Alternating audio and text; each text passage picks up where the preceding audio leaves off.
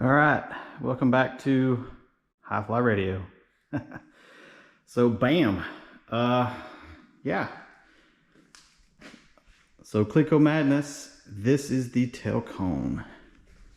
I'm about to pause X on this and go back to the elevators, but I wanted to kind of get it ready, assembled. I'm waiting on the tool to make these nice long lines so I can match drill all these J stiffeners. Should be here, supposed to be here today, but it's 6 o'clock, so I don't know if it's or 7 o'clock. So if it's not here by now, it'll be tomorrow. But so yeah, so I went ahead and assembled this, and I'll have the J stiffeners on 3 on each side that I got to add. And then, but before I do that, I'll take this back out. I got to make a line all the way down at 5/8 from the edge, and then you use that line to line up on this rivet line, and you essentially, you got to get one started, and then you basically match drill, putting a Clico in all the way down. So that's the kind of the hold up. And I did start prepping the elevators yesterday.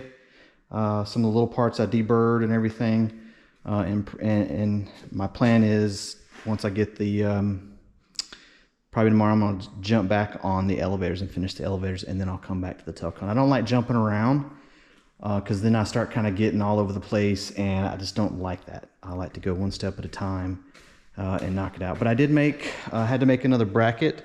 This guy here, I messed up one, cut it too short, had to do another one, and this essentially goes back here on this rear bulkhead. You kind of see these two, the 155L, there's one on each side. This will go, hope you guys can see this, will essentially go right here, and these will attach to it.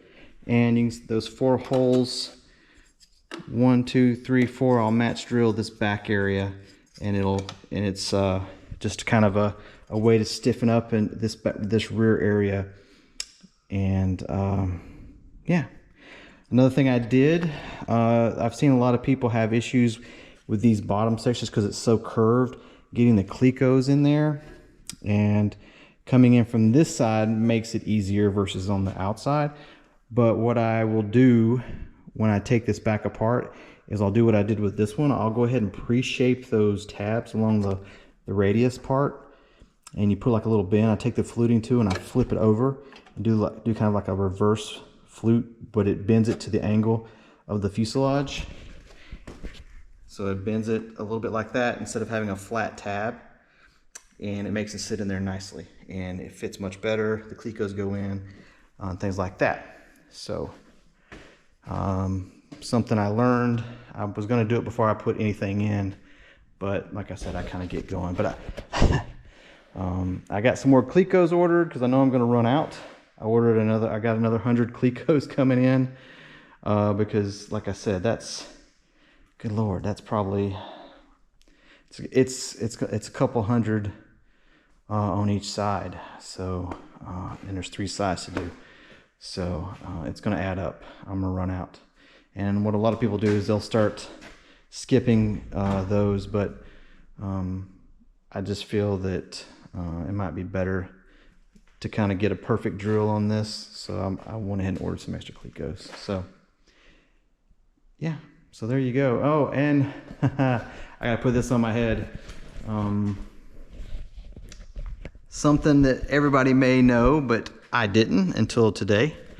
So Clicos, right? I'm not using my pneumatic. I got my pneumatic over there. this is the manual Clico. So if you look at a Clico, hopefully you guys can see this.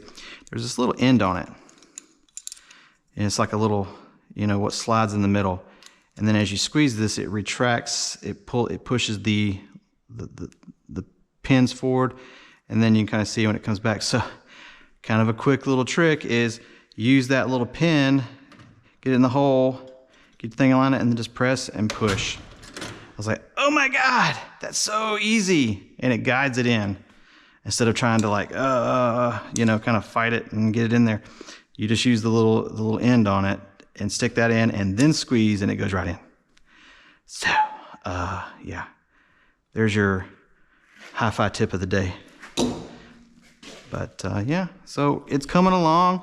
I am so going to be done with this, the empennage kit, by probably the end of July.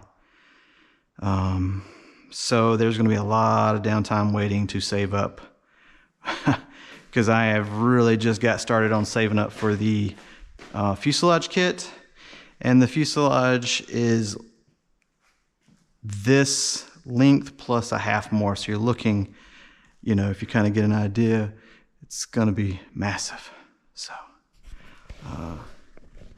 hopefully that isn't, yeah, so it's going to kind of come out to about right there. Yeah, it's going to take up half the shop, which is awesome. But yeah, man, this part is fun. The fabrication's been fun, minus the 2 oopses I've done. I've got to fix that one J stiffener that's here in the rear, and that I cut like 1.5 inches short.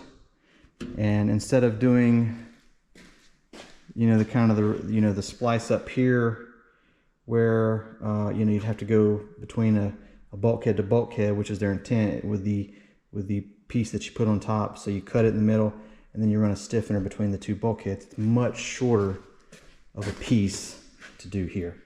So that's kind of my plan. So I'm probably going to do the middle one, just because you got a nice good one on top. Or I could even do it up the top one, just so I can kind of keep an eye on it, because it's closer to this solid aluminum L-stock that runs here. This real big 1/8 thick piece that runs down the top. So I'm probably going to do the top. That way I can keep an eye on it easier when inspections come, to make sure everything's holding up and stuff. But again, it's just to give the skin some rigidity, you know, versus, you know, so it's not like if it cracks, it's going to fail.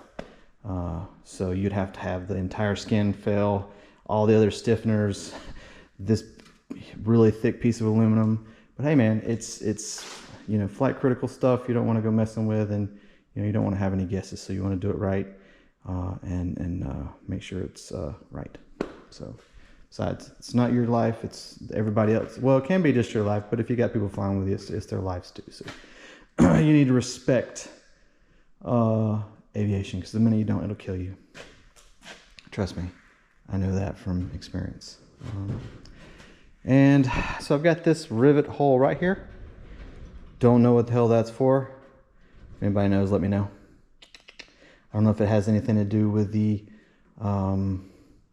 seatbelt bracket that goes on in the rear, and you run a cable forward to, I think it might be further up here where that attaches. I don't know. But I don't know if that's maybe where your PDOT or your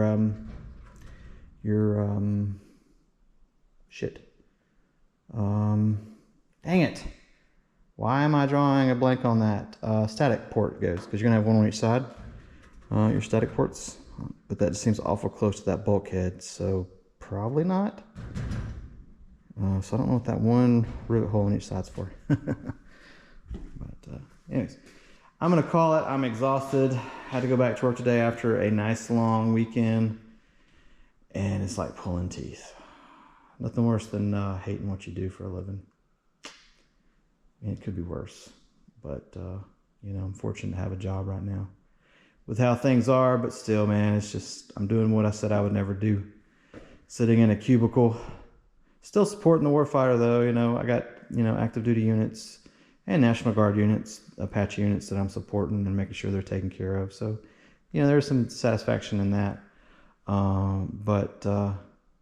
Yeah, so, all right.